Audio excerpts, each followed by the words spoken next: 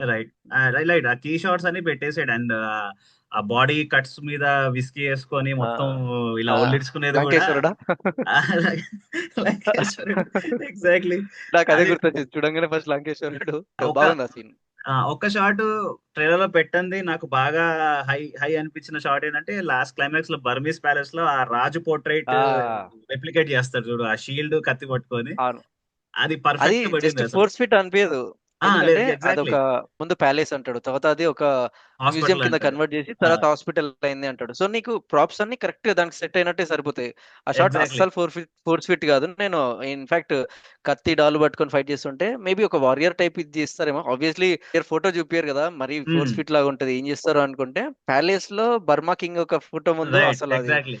Crazy thought. అది చాలా మంచి నాకు కూడా ఎగ్జిక్యూషన్ వచ్చింది. నాకు బాగా కూడా సేమ్ రెస్పాన్స్ అదే వచ్చింది. డౌట్ వచ్చింది. సడన్ గా షీల్డ్ ఎక్కడి నుంచి వచ్చింది, కత్తి ఎక్కడి నుంచి వచ్చిందని ఆ తర్వాత రికలెక్ట్ చేసుకుని ఓకే మ్యూజియం అన్నాడు కదా అని చెప్పి ఇక ఉమ్. చివరికి ఆ రాజు పోర్ట్రేట్ చూపించేసరికి ఇన్ఫాక్ట్ నీకు అక్కడ షార్ట్, ఆ షార్ట్ పడ్డ ప్లేస్మెంట్ అండ్ ఆ బీజిఎం పర్ఫెక్ట్ సింక్ అవుతుంది ఆ మూడ్ కి. బీజిఎం లైటింగ్ ఆ, అంతా అన్ని అవును.